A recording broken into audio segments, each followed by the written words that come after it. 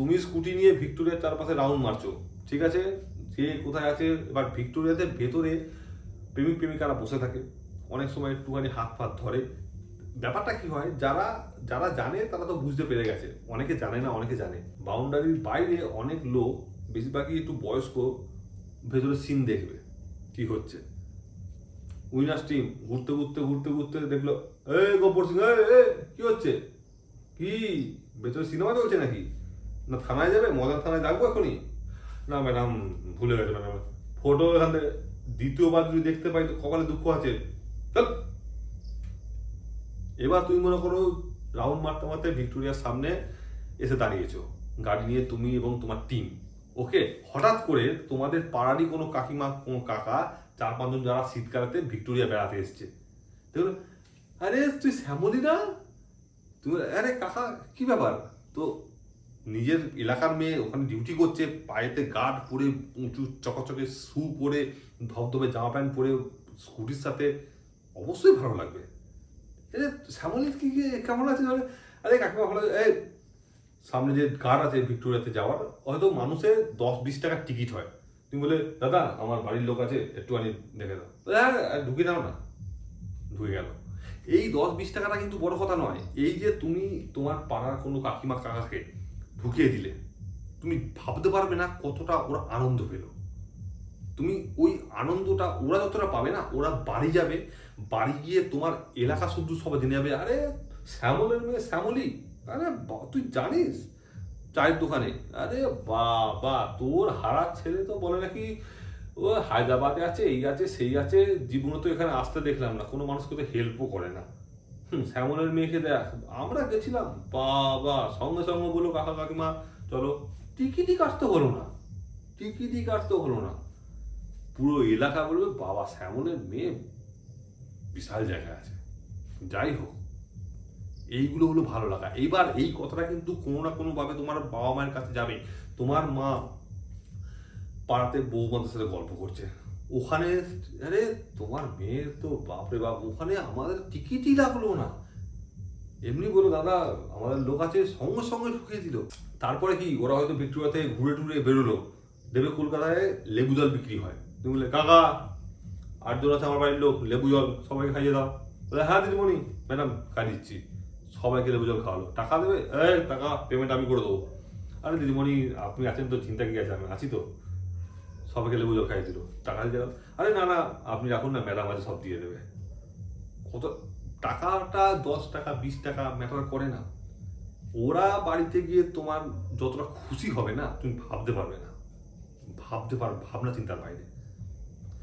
আরে শ্যামলি বাবা সব লোককে 1 চামচ করে মশলা দিচ্ছে, 2 চামচ করে দিয়েছে।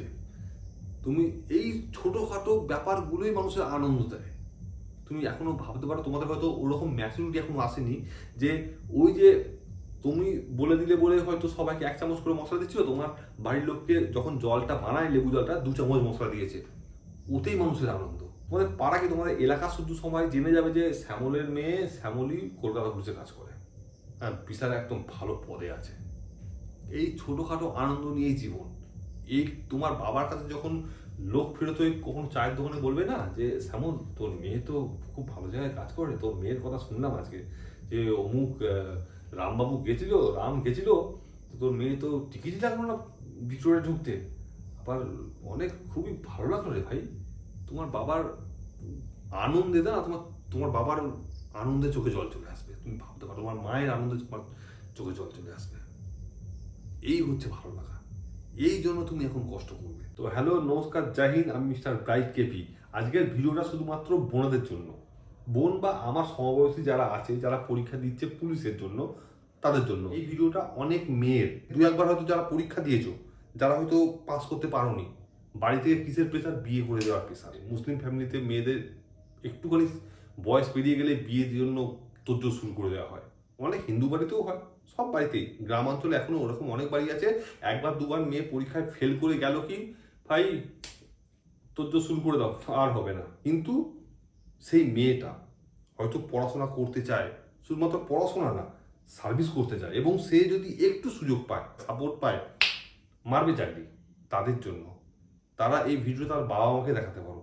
গার্জেনদের দেখাতে পারো যে আশা রাখলে অবশ্যই নিজের ফোকাস ঠিক থাকলে অবশ্যই চাকরি পাওয়া যাবে। তো 1 নম্বর পয়েন্ট থেকে শুরু করি, ট্রেনিং সেন্টার। মেয়েদের আগে মূল ট্রেনিং হতো পিটিএসএ, পুলিশ ট্রেনিং স্কুল, কিন্তু এখন আর এই ট্রেনিং সেন্টারে ট্রেনিং হয় না। হাওড়া জেলাতে কলকাতা পুলিশের কেপিটিএ, কলকাতা পুলিশ ট্রেনিং একাডেমি তৈরি হয়েছে, ওখানে মেয়েদের বেশিরভাগ ট্রেনিং হয়। এবারে অনেক মেয়েদের ট্রেনিং বডিগার্ড লাইন্সে হয়েছে। এর মধ্যে লাখ টাকার প্রশ্ন, দাদা ট্রেনিং সেন্টার থেকে কি আমি অন্য কোনো পরীক্ষা দিতে যেতে পারবো? 85% হচ্ছে না। যদি না খুব বড় র্যাঙ্কের পরীক্ষা হয়, পারমিশন দেবে না, দেয় না। ওই আমি কলকাতা পুলিশে আছি, ডাব্লিউবিতে পরীক্ষা দিতে যাবো বা রেলের গ্রুপ ডি পরীক্ষা দিতে যাবো, নো নো নো, যাও 4 পাক মাঠে দৌড়ে আসো, যাও ওকে। এই হলো ব্যাপার, হয়ে গেল ট্রেনিং শেষ। এবার ট্রেনিং থেকে তুমি পুলিশ হয়ে পদার্পণ করবে ডিউটির জগতে। এইখান থেকে শুরু হলো মেন তোমার রিয়েল লাইফ। ফার্স্ট পোস্টিং কোথায় হয়?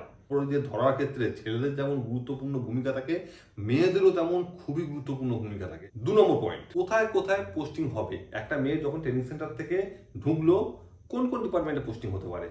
1, HQF হেডকোয়ার্টার। 2, পিআরবি। পিআরবি মানে কিন্তু পুলিশ রিক্রুটমেন্ট বোর্ড নয়, এই পিআরবি মানে হচ্ছে পাবলিক রিলেশন ব্যুরো। ওকে, পিআরবি হয়ে গেল। 3, কমব্যাট বা কমান্ডো। কমান্ডো মানে কি? উইনার্স টিম আছে, র্যাপ আছে, লেডি র্যাপ, ওইগুলো। 4, ডিডি। 5, এসবি। 6, আরএফ। যত নিচের দিকে যাব তত আরো ইম্পর্টেন্ট পয়েন্টগুলো বলবো। এর পরের পয়েন্ট, নাইট ডিউটি হতে হয় কি? তারপরে বেস্ট ডিপার্টমেন্ট, বেস্ট কাজ কোনগুলো অ্যাজ এ লেডি কনস্টেবল। তারপরে ছুটি কেমন পাওয়া যায়। নাইট ডিউটি পুলিশ মাত্র তোমায় করতে হবে, অবশ্যই করতে হবে ভাই। তুমি দুর্গাপুজোর ডিউটি ধরে নাও, ছট পুজো ধরে নাও, কালী পুজো ধরে নাও, মহরম ধরে নাও, তোমাকে নাইট ডিউটি করতে হতেই পারে, পারে না, করতে হবে। তো সত্যি কথা বলতে তোমাকে মেন্টাল প্রিপেয়ার হতে হবে যে তোমাকে নাইট ডিউটি কখনো কখনো করতে হতেও পারে। এরকম নয় যে ছেলেদের মতো কম্পালসারি নাইট, আফটারনুন, মর্নিং এরকম ডিউটি চলতেই থাকবে, এরকম নয়। তুমি যদি কোনো অফিসে কাজ করো, তোমাকে নাইট ডিউটি হয়তো হবেই না, কিন্তু তোমার তো কপাল কোথায় নিয়ে যাবে তুমি তো নিজেও জানো না। পরের পয়েন্ট আমার তরফ থেকে বেস্ট পয়েন্ট, বেস্ট ডিপার্টমেন্ট কোনগুলো। আমি বলবো একটা মেয়ে যখন ডিপার্টমেন্টে আসে সে অবিবাহিত থাকে। ওকে, আমি সবসময় চেয়েছি যে পুলিশের ডিউটি হবে চ্যালেঞ্জিং। বেস্ট ডিপার্টমেন্ট বলতে আমি দুভাগে ভাগ করছি। একভাবে হচ্ছে তুমি খুব বাড়িতে যাতায়াত করতে পারবে, খুব ডিউটি কম হবে, তুমি কোনো অফিসে বসে থাকবে, 4টে 5টা বাজবে, তোমার ছুটি হয়ে যাবে। আর 2 হচ্ছে তুমি কাজ শিখবে, চ্যালেঞ্জ দিতে হবে তোমাকে। শুধুমাত্র কলকাতাতে থাকলে হবে না, তোমাকে হয়তো আসামি ধরতে আউট অফ দ্য স্টেট, পশ্চিমবঙ্গের বাইরেও যেতে হতে পারে। দুভাগে ভাগ করছি। এবার অনেক মেয়ে এখানে থাকবে যে একটুখানি বাড়িতে আসা যাওয়া করতে পারবে, এইটা পছন্দ করবে, এবং এই মেয়ের সংখ্যাই বেশি। কিছু সংখ্যক মেয়ে আছে যারা চ্যালেঞ্জিং ডিউটি পছন্দ করে, হয়তো উইনার্স হতে চায়, র্যাফ হতে চায়, বা ওরকম রেড কোর্সে যেতে চায়। প্রথমে বলবো HQF বা হেডকোয়ার্টার। হেডকোয়ার্টার যারা নম্বর খুব ভালো পায় পরীক্ষাতে, কোন পরীক্ষা না, পুলিশের ওই লিখিত পরীক্ষা না, কিন্তু ট্রেনিংয়ের পরীক্ষাটায়, তারা HQF এর সব থেকে বেশি পোস্টিং হয়, খুবই ভালো পোস্টিং। এবং HQF এ কিছু কিছু ডিউটি আছে শুধুমাত্র অফিস ডিউটি। 2 নম্বর কি আসলো, কি বলেছিলাম? PRB, not police recruitment board, public relation bureau. এই মনে করো তুমি লালবাজারে ঢুকছো, তোমরা জানি না তোমরা কেউ লালবাজারে গেছো কিনা, সামনে কিয়ক্স থাকে, ওখানে তোমার মোবাইল ফোন জমা করে দিতে হয়, তোমার ফটো মটো ওঠে, রিসেপশন টাইপের থাকে একটা, রিসেপশন ডিউটি তুমি করতে পারো, হবে। এবং অনেক পিআরবি থেকে অনেক ডিপার্টমেন্ট আছে যেগুলো শুধুমাত্র অফিস ডিউটি হয়, তুমি করতে পারো। প্রথমে বলছি কিন্তু যারা বাড়ি ফ্যামিলি প্রিয়, অবিবাহিত মেয়ে হোক কি যাই হোক, অনেকে হয় ফ্যামিলি প্রিয়, অনেকে হয় একটুখানি আমি ভাই মারদাঙ্গা টাইপের ডিউটি ভালো লাগে আমার, আমি শিখবো, যতদিন না বিয়ে হচ্ছে ততদিন ভাই একটুখানি আমি ঘুরতে চাই, দুটো মেন্টালিটি থাকে। আরএফ, এখন আরএফ এ মেয়েরাও পোস্টিং হয়। আরএফ এ বেশিরভাগ জায়গাতে তোমাকে প্রতিদিন 10টা 5টা ডিউটি হতে পারে, অথবা কি হতে পারে না, আরএফ এর মেন অফিসে তোমাকে অফিস ডিউটি করতে হতে পারে। এবার আরএফ এ আরো কিছু কিছু জায়গা আছে, সেন্ট্রাল লকআপ, লকআপ ডিউটি তোমাকে নাইট করতে হবে। আরএফ থেকে কোনো আসামি, মনে করো কোনো মেয়ে আসামি জেল থেকে তার প্যারোল হয়েছে, প্যারোল মানে কি, সে বাড়ি যাওয়ার অনুরোধটা তাকে স্বীকার করেছে, তার বাড়িতে হয়তো কারোর বাবা মারা গেছে, মা মারা গেছে, কেউ হয়তো শরীর খারাপ, জজ সাহেব বলে ঠিক আছে তুমি 3 দিনের জন্য বাড়ি যেতে পারো। ওর বাড়ি হয়তো কোথায়, পাঞ্জাবে, সে তখন তুমি তাকে নিয়ে পাঞ্জাবে গেলে, তোমার তখন আউট অফ স্টেট যেতে হবে। ওকে নিয়ে, যেহেতু মেয়ে আসামির সাথে আছে। চ্যালেঞ্জিং ডিউটি, যদি তার মধ্যে আসামি পালিয়ে যায় তো ফুরুডুম, কি হবে? সাসপেন্ড। আসামি পালায় না, সবাই অ্যালার্টি থাকে। আমি একটা মজার কথা বললাম। ডিভিশন বা থানা, ডিভিশন বা থানা তো তোমরা বোঝো, নর্মালি থানা যেমন ডিউটি হয়। থানা দুটো ভাগ আছে, নর্মাল থানা, ওমেন পিএস। ওমেন পিএস শুধুমাত্র ওমেনরা থাকবে, ওখানে নাইট ডিউটি হয়, চাপ নেই অত বেশি। নর্মাল থানাতে আবার চাপ আছে। নর্মাল থানাতে বেশিরভাগ মানুষের নর্মাল থানাতেই কমপ্লেন করতে চায়। নর্মাল থানা তোমায় কোথায় অপরাধী ধরতে যেতে হবে, কোথাও নর্মাল ডিউটি করতে যেতে হবে, কোনো অপরাধী ধরেছো, অপরাধী ধরে ওকে মেডিকেল চেক আপ করাতে নিয়ে যেতে হবে, লেডি অপরাধী তোমায় যেতে হবে। ডিভিশন কি? 3-4টে থানাকে মিলে হয়ে যাবে একটা ডিভিশন। ডিভিশনের ফোর্স আবার আলাদা। ডিভিশনেও দুটো ভাগ। এক হচ্ছে তুমি অফিসে কাজ করো, লেখালেখি করো, কার কোথায় ডিউটি পড়বে, হ্যান্ড পড়বে, ত্যান পড়বে, অফিসের কাজ। দ্বিতীয় হচ্ছে ট্র্যাক টিম। মেয়েদের, আমি কিন্তু সব কিছু মেয়েদের কথা বলছি বোন। ট্র্যাক টিমটা কি? একটা হচ্ছে এসি ট্র্যাক টিম, একটা হচ্ছে ডিসি ট্র্যাক টিম। 3-4টে থানাকে ওপরে যে একজন হেড আছে, একজন আইপিএস আছেন, তিনি যখন বাইরে বেরোবেন, বাইরে তো এমনি সেমনি বেরোবেন না, নিশ্চয়ই বিক্ষোভের দিনেই বেরোবে। তাকে এমনিতে তো তার পার্সোনাল বডিগার্ড তো আছেই, তাছাড়া তার পেছনে 2-3টে গাড়ি থাকবে, শুধুমাত্র সে যেখানে যাবে সেখানে কোনো রকমের ঝামেলা যদি হয়, ওই গেঞ্জি পরে থাকে, ট্র্যাক স্যুট পরে থাকে, পায়ে শু, হাতে ফাইবার স্টিক, মাথায় হেলমেট, চোখে চশমা, হাতে ঘড়ি, অর্ডার পাস হয়, চার্জ মেরে ফাঁকা। এটা হচ্ছে ট্র্যাক টিমের কাজ। ফাইভের উপরে অ্যাটাক হয়ে গেল বিক্ষোভকারীদের, তোমাকে গিয়ে রুখতে হবে, কাজ। Challenging duty. কলকাতা পুলিশে মেয়েরা প্রচুর মেয়ে, স্বপ্ন এটা যে আমি উইনার্সে যাব, গাড়ি চালাবো, সাদা রকমের ঝকঝকে জামা প্যান্ট, হাতে পায়ে কাট, ওদের আবার বেল্ট অন্যরকম হয়, ঠিক আছে, মাথায় ক্যাপ, স্কুটি নিয়ে সারা কলকাতাতে ঘুরে বেড়াবো। অনেক মেয়ের ইচ্ছা, অনেক মেয়ের ইচ্ছা। তো এইটাতে অনেকটা লাখের উপরে, অনেকটা ট্রেনিং সেন্টার থেকে যখন পোস্টিং উইলিং হয় যে আমি যেতে চাই, লিখে নেয়। কেন মজার, কেন ভালো বলছি, যখনই পেপারে কোনো কলকাতা পুলিশের মেয়েদের ছবি বের হয়, কার ছবি বের হয়? উইনার্স টিমের ছবি, তোমার নাম চলে এলো পেপারে। বাড়ির লোক, পাড়ার লোক, এলাকার লোক, চায়ের দোকানে, আরে এটা তো শ্যামলের মেয়ে, শ্যামলী না? তোমার বাবা কি, আরে মেয়ের ছবি পেপারে বেরিয়ে গেছে, স্কুটি নিয়ে আছে, কতটা ভালো লাগবে একবার ভাবো। তুমি সার্ভিসে ঢুকে 30,000 টাকা মাইনে পেয়ে ভালো ড্রেস কিনতে পারো, ওটার আনন্দ আলাদা। কিন্তু পাড়ার লোকে যখন তোমার বাবা মার কাছে এসে তোমার নামে সুখ্যাতি করবে না, সেই আনন্দটা আলাদা। যখন হবে তখনই বুঝবে। হয়ে গেল উইনার্স, হয়ে গেল ডিডি, ডিটেকটিভ ডিপার্টমেন্ট। এই ডিপার্টমেন্টের সাব ডিপার্টমেন্ট সব থেকে বেশি, প্রচুর মেয়ে এই ডিপার্টমেন্টে কাজ করে এবং বিশাল ইম্পর্টেন্ট কাজ এই ডিপার্টমেন্টে করতে হয়। যে মেয়ের কপাল ভালো হবে সে ডিডিতে পোস্টিং পাবে। অনেক ডিপার্টমেন্ট আছে, যেমন mobile recovery section, cyber security section, খুব ভালো ভালো ডিপার্টমেন্ট। তুমি যদি কোনো কম্পিউটারে খুব এথিক্যাল হ্যাকিং জানো, ভালো মতন কম্পিউটারের নলেজ আছে, সাইবার সিকিউরিটি তুমি চলে যাবে, একদম এক চান্সে তোমায় নিয়ে নেবে। মোবাইল রিকভারি সেকশন, মোবাইল চুরি হয়ে গেলে তুমি হয়তো মোবাইল রিকভারি সেকশনে তোমার পোস্টিং হয়ে গেল, ওকে। পাড়াতে মোবাইল তো সবসময় হারাতেই আছে, কারুর না কারুর তো হারাবেই।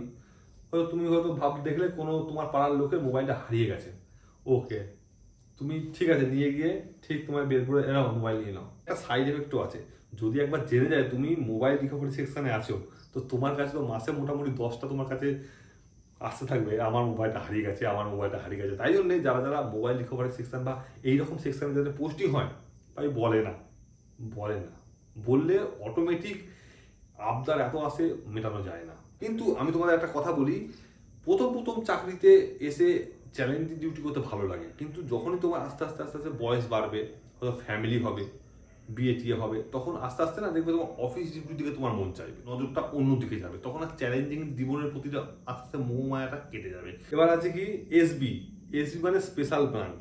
এসবি ডিপার্টমেন্ট বলতে গেলে আয়না চিরুনি ডিপার্টমেন্ট বলা চলে। আয়না চিরুনি কি, বেশিরভাগ ক্ষেত্রে হয় চেকিং ডিউটি। চেকিং মানে কি হয়তো দেখবে একটা আয়না থাকে, লম্বা মতো থাকে, গাড়ির তলাতে নিয়ে দেখে কি আছে, টর্চ, ওইগুলোর জন্য আমাদের ডিপার্টমেন্টের ভাষায় বলে আয়না চিরুনি ডিউটি, মজার করতে।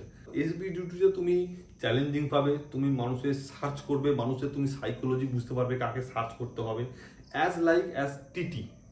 এসবি ডিউটিটার জন্য খুব ভালো। এবং এসবি ডিউটি থেকে তুমি কোনো ভিভিআইপি, তোমরা যদি, আমি যেমন একজন গার্ড, তুমি যে কোনো ভিভিআইপির নিরাপত্তার দায়িত্বে তুমি যেতে পারো এই এসবি ডিউটি থেকে, অ্যাজ এ কনস্টেবল, অফিসার নয় কিন্তু, অনেক ভিভিআইপি নিরাপত্তা দায়িত্বে কলকাতা পুলিশের এসবি থেকে মেয়েদের নেয়।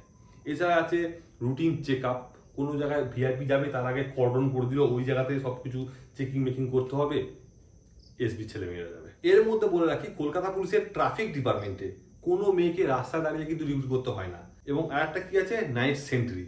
সেন্ট্রি মানে থানার সামনে যেসব গার্ড হয় রাইফেল নিয়ে দাঁড়িয়ে থাকে। বেঙ্গল পুলিশে কিন্তু মেয়েদের সেন্ট্রি ডিউটি করতে হয় রাত্রিবেলাতে, দিনের বেলাতেও, কিন্তু কলকাতা পুলিশের মেয়েদের সেন্ট্রি ডিউটি করতে হয় না, যা হবে থানার মধ্যে। বেস্ট ডিপার্টমেন্ট আশা করি তোমাদের আমি বোঝাতে সক্ষম হয়েছি। এবার আসি ছুটি। ছুটি বলতে সরকারের যেমন ছুটি থাকে 14 দিন সিএল, 30টা ইএল, এবং দুর্গাপুজোর ডিউটি যেহেতু কলকাতা পুলিশ এবং বেঙ্গল পুলিশ দুজনেই করে, তাই জন্যে আরও 10 দিন সিসিএল হলো, 15 দিন মেডিকেল লিভ, এইসব নিয়ে ছুটি আছে। এইগুলো তো গেলো সরকারি ছুটি। এরপরে আসে ডিপার্টমেন্ট বা চলতি কথা যাকে বলে ম্যানেজ করে নেওয়া। এটা এখন এই ভিডিওর থ্রু থেকেই সব ছেলেমেয়েরা জানে যে তারা ম্যানেজ কতদিন দেবে, তারা ম্যানেজ কদিন পাওয়া যাবে, তারা বাড়ি আসতে পারবো কিনা। এটাকে বলে ম্যানেজটা। তুমি যে ডিপার্টমেন্টে থাকবে সেই ডিপার্টমেন্ট অনুযায়ী তুমি এই ম্যানেজ বা আনঅফিসিয়াল ছুটিগুলো তুমি পাবে। সব ডিপার্টমেন্টে কিন্তু সেম নয়। এক ডিপার্টমেন্টে হয়তো রবিবারে তোমাকে ম্যানেজ দেবে বা ছুটি দেবে আনঅফিসিয়াল ভাবে, যেহেতু সেই ডিপার্টমেন্টে কোনো কাজ থাকে না, তাই বলে অন্য ডিপার্টমেন্টে সেই রবিবারে কাজ থাকবে না এরকম ব্যাপার নয়। আশা করি একটা কলকাতা পুলিশের মেয়েদের জব প্রোফাইল নিয়ে স্বচ্ছ ধারণা তোমাদের মনে আমি গেঁথে দিতে পেরেছি, অনেক ভালো ভালো উদাহরণ দিয়ে। আশা করব পরীক্ষা সামনেই আসছে, তোমরা মন দিয়ে পড়াশোনা করবে, মাঠ করবে। আজকের ভিডিওটা শুধুমাত্র মেয়েদের জন্য, শুধুমাত্র মেয়েদের আমি ডেডিকেট করলাম, এবং আশা করব যারাই যোগ্য হবে তারা অবশ্যই কলকাতা পুলিশের সার্ভিস পাবে। অবশ্যই আমরা একসাথে ডিউটি করবো। তো দেখা হবে পরের কোনো ইনফরমেটিভ ভিডিওতে। আমি লাস্টে এই কথাটা বলবো, তুমি যদি একজন বাঙালি হও, অবশ্যই আমার বাংলার সমস্ত কন্টেন্ট তোমাদের জন্য উপলব্ধ। শুধুমাত্র তোমাকে একটা কাজই করতে হবে, তোমায় বাংলা ভাষা জানতে হবে, ব্যাস। দেখা হবে পরে অন্য কোনো ইনফরমেটিভ ভিডিওতে। জয় হিন্দ, ভালো থাকবে, বেস্ট অফ লাক।